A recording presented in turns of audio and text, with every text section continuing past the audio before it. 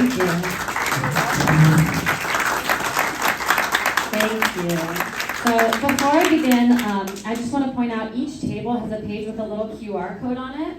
We're going to talk about processing styles in a moment, but if you're someone who might process better by reading as opposed to listening, or if you think you might like to refer back to this to be able to digest it in your own time, you can feel free to scan the code on your phones and it will take you to a written version of this speech.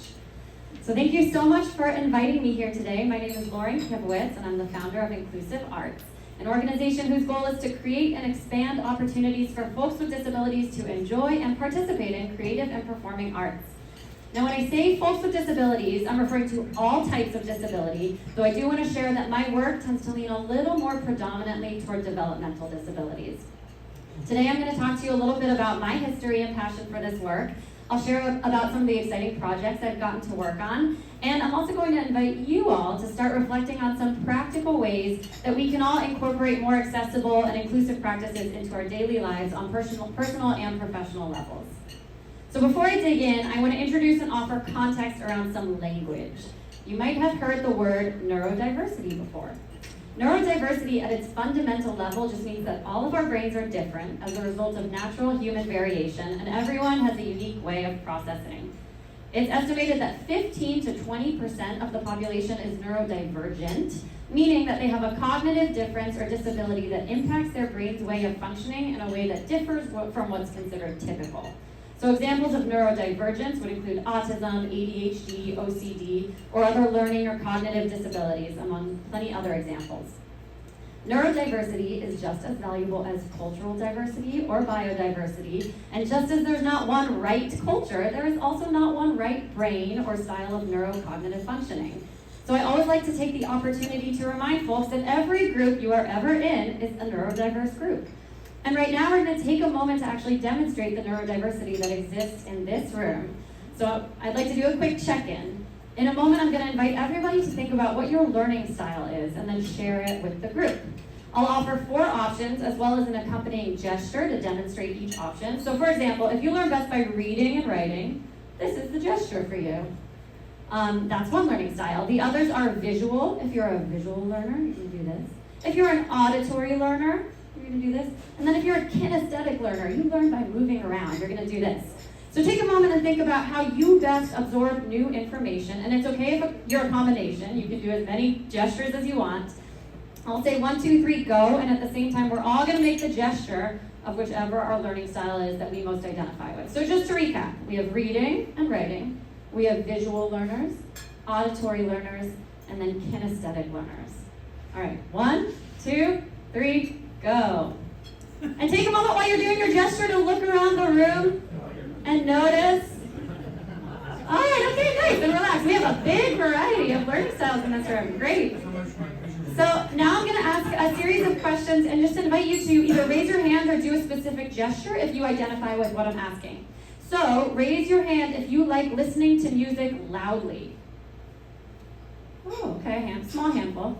All right, shield your eyes if you're not a big fan of bright lights or bright fluorescent lights. Almost everybody seems like they're not a fan. Okay, and then give yourself a little massage if you're somebody who likes deep pressure, or you might like enjoy being under a weighted blanket. Oh, okay. All right, so we're not going to keep going, but I do like to start with these types of questions because I think it's valuable to notice that they do not have homogeneous answers. So what we just learned about this room full of people is we all have different sensory sensitivities and preferences, and we all have different learning styles or ways of processing information. Something that I like to lead with when I'm first leading a training or developing a new program is that reminder that we all experience the world differently, and that's something to be celebrated. And you're going to hear me say that again and again and again. But let me back up a moment to offer some context about what it is that I do exactly and how I got here. So I grew up in San Francisco, little Cardinal. Very much a theater kid. I've always loved performing and always been really excited about the amazing impact that theater and the arts in general can have.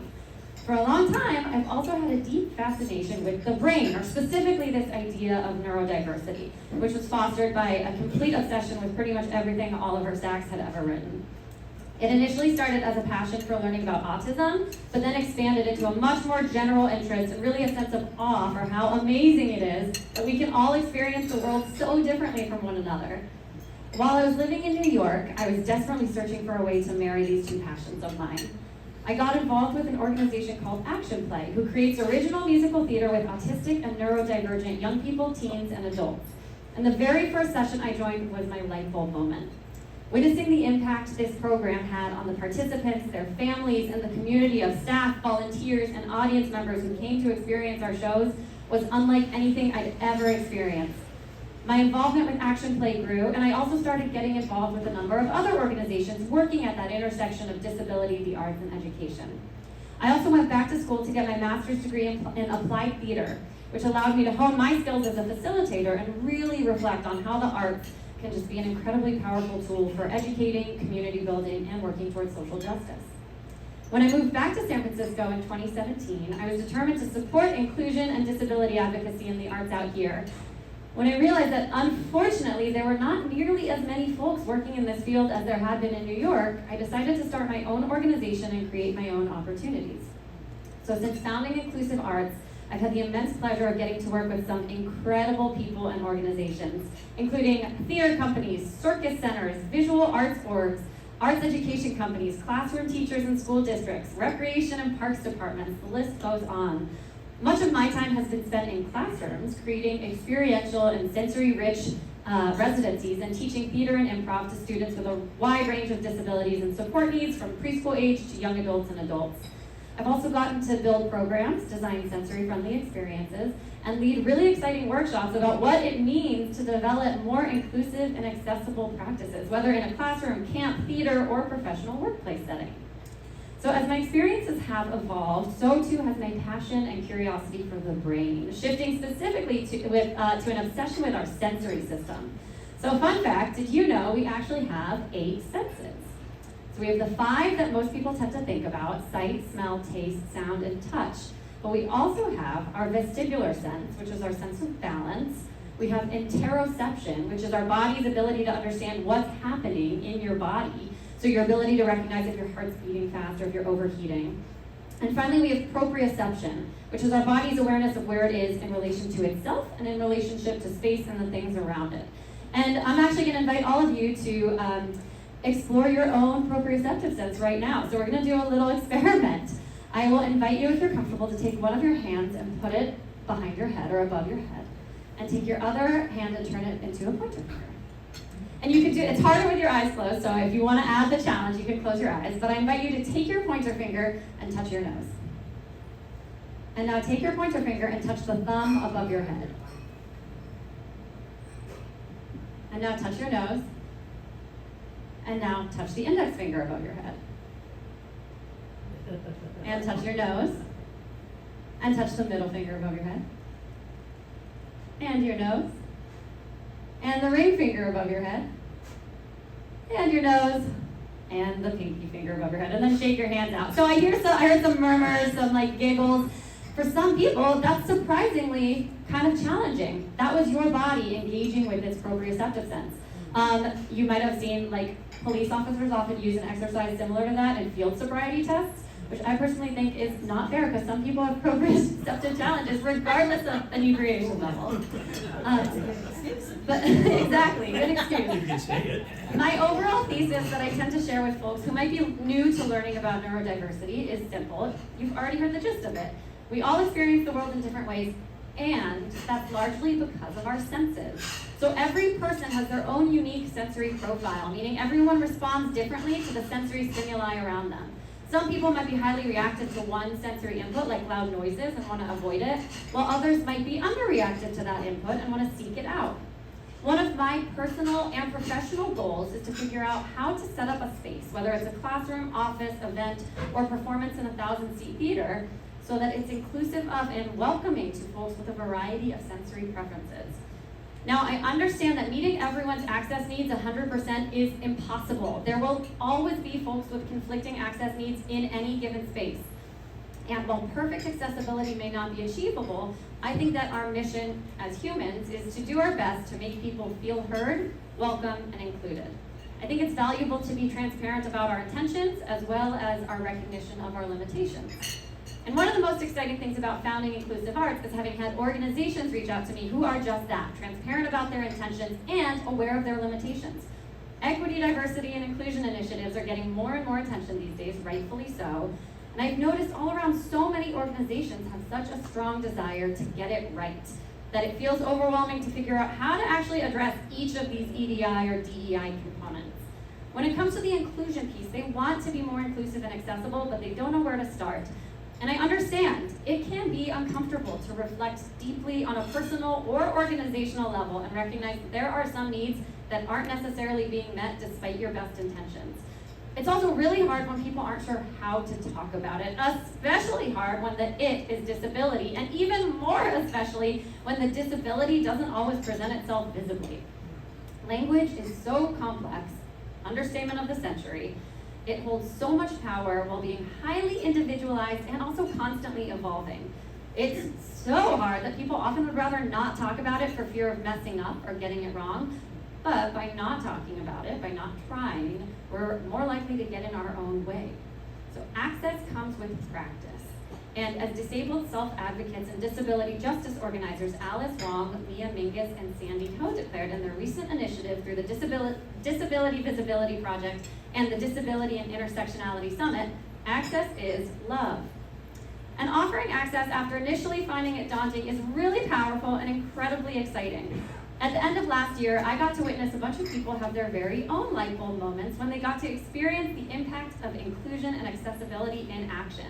So in December 2022, American Conservatory Theater in downtown San Francisco, just a couple blocks away, hired me to help present its very first sensory-friendly performance of its annual classic, A Christmas Carol. Not only was it ACT's first sensory-friendly performance, but it was the first sensory-friendly show in San Francisco, designed specifically to create a welcoming theater experience for neurodivergent audiences, including individuals and families navigating autism, sensory processing disorders, ADHD, Tourette's, and any differences that have historically made going to the theater a challenge, if not an impossibility. I worked with ACT with leadership, marketing, front of house staff, production team, actors, and my own team of neurodivergent and autistic advocates for several months leading up to the performance. Part of my work involved creating an access guide to the theater and social narratives to support audience members in preparing for the experience of attending the performance. I worked with the creative and technical team to mitigate any potential sensory triggers and offer appropriate support tools. And I led multiple trainings to provide context and preparation for the event. This was an intensive collaboration, and we had to work as hard as we did to make sure we had buy-in from everyone and had everyone on the same page about the what, why, and how of it all. And ultimately, the event was a huge success. So I wanted to share with you some of the feedback we received from folks who attended the event. One parent wrote, "We so deeply appreciate the offering of a sensory-friendly performance. The effort to make my autistic 9-year-old and our family feel comfortable was very clear. It was a true gift to have access to a holiday event where we were fully accepted." A lot of the comments had similar sentiments from caregivers, reflecting that it felt like a gift to their families to feel so cared for and welcomed, many of whom remarked that they had not felt comfortable attending a live performance ever before. We received a lot of requests for more sensory-friendly performances in the future, including a comment from one of the staff members who worked front of house and said all of our performances should be sensory-friendly. Another audience member shared, "I saw a young man after the show getting teary as he spoke about how this was the first time he could see a show without worrying about the loud noises." Even cast members chimed in, saying that the experience helped them reflect on how they can reframe their own expectations about audience engagement and maybe shift their reactions if an audience member is responding in a seemingly non-traditional way to a performance. A sensory-friendly performance is just one example of one step that a very specific type of organization can take to be more mindful and accommodating to a neurodiverse community. Part of what I do as a consultant is to work with many types of organizations or communities to identify what those steps might look like for them. And yes, I will repeat, if this is the first time really actively working to identify and dismantle ableist barriers, it can feel so overwhelming and daunting. But it is doable and necessary because, as I'm sure we're all well aware, most things in society have not been designed to support disabled or neurodivergent folks. One activity that I often invite folks to do in my workshops is to brainstorm what they think the access barriers might be at their respective environments or events. So if I'm in an office setting, I might phrase the question as, what barriers to workforce participation do you think exist for individuals with disabilities? Often folks' initial instincts will be to mention physical access barriers like broken elevators or missing wheelchair ramps, which, yes, is a huge thing to take into consideration when navigating access issues. And I'll then dig into specifics to also identify some of the barriers to those invisible disabilities I mentioned earlier. So I might start by just asking people to think about the hiring process. How are you listing your jobs? Are the application platforms you're using accessible? What barriers do you think might exist in an interview process? So for example, are questions shared beforehand, or is there enough processing time offered after a question for folks to reflect on how they might answer? Is the interviewer assessing, consciously or subconsciously, whether the interviewee is engaged in appropriate social interaction, meaning are they keeping their body still and not fidgeting, or are they being deemed unprofessional if they're not making whatever is considered adequate eye contact?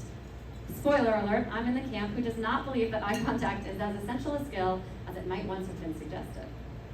We'll then go through brainstorming other barriers that might exist throughout different aspects of the workplace, including identifying where ableism manifests in company culture. And then we'll assess how we might offer more supports or find opportunities to adapt to different needs and preferences.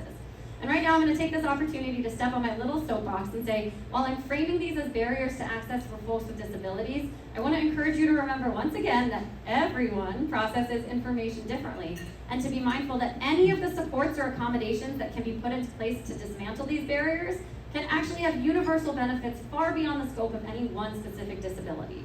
Because the bottom line is all businesses, all professions, all services ultimately rely on effective communication, and that means always communicating with access in mind. So a similar conversation might be had with folks in a medical profession. There's countless instances of uncomfortable or disappointing patient-provider interactions, and I believe one of the primary reasons for this is because perhaps an institution has not taken time to codify what access supports are offered. So for example, was there an opportunity for the patients to share how they best process information? Whether this was a question asked by a provider directly or on an intake survey prior to the appointment. If folks are not strong auditory processors, do you have written or visual supplements to share that would communicate the same information to them? Going even further, do you have translations available or large text versions? Perhaps the most important shift that could be made to support folks who would benefit from extra processing time is to offer just that. So let's say a doctor shares information with their patient. Often the first thing they say after explaining things is, do you have any questions for me? I can't even tell you how many times I've said no in that moment and then thought of 5 questions I wish I had asked on my ride home just a few minutes later. Now imagine a doctor shares information with you and then says, I'll give you some time to process what I just shared and think of any questions you might have, and then steps out for a few minutes while you collect your thoughts. What if we thought of time as an access support? When I'm working with a theater company or a museum or other cultural art institution, I invite folks to come up with a list of no's that traditionally exist in that setting. So in the case of theatrical performances, the list of no's is pretty standard. No talking, no moving around, no exiting, entering the theater, no devices, and so on. Obviously, some rules are in place to protect the safety of the staff, performers, and physical space, but I think it's important to reflect on what our expectations are for engagement, to maybe take some time to interrogate where those expectations came from, and then to think about how we might be able to relax some of those expectations.